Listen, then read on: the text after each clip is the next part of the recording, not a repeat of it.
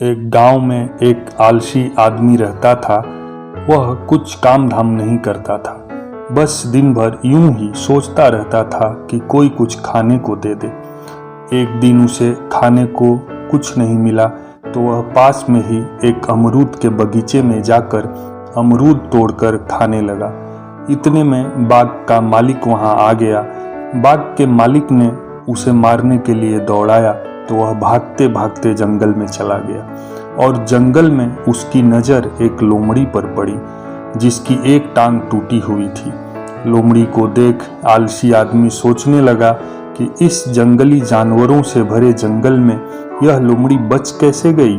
इतने में ही शेर की दहाड़ सुनाई दी। आलसी आदमी डर के मारे पेड़ पर चढ़ गया और सोचने लगा कि शेर अब लोमड़ी का शिकार करेगा, क्योंकि लोमड़ी अपाहिज थी और वो भाग नहीं सकती थी। शेर लोमड़ी के पास पहुंचकर खड़ा हो गया। शेर के मुंह में मांस का टुकड़ा था जिसे उसने लोमड़ी के सामने गिरा दिया। लोमड़ी बड़े आराम से उस टुकड़े को खाने लगी। थोड़ी देर बाद शेर वहां से चुपचाप चला गया। इस घटना को देखकर आलसी आदमी सोचने लगा कि जब इस जंगल में भगवान ने लोमड़ी के लिए भोजन भिजवाया है, वैसे ही उसके लिए भी कोई न कोई खाने पीने का सामान ले आएगा। घर आने के बाद 4-5 दिन तक वह आलसी आदमी खाने का इंतजार करने लगा। खाने का इंतजार करने के बाद जब किसी ने उसके लिए कुछ नहीं लाया और भूख से उसकी हालत खराब होने लगी, तब वह घर से बाहर निकला तो उसे एक बाबा दिखाई दिए।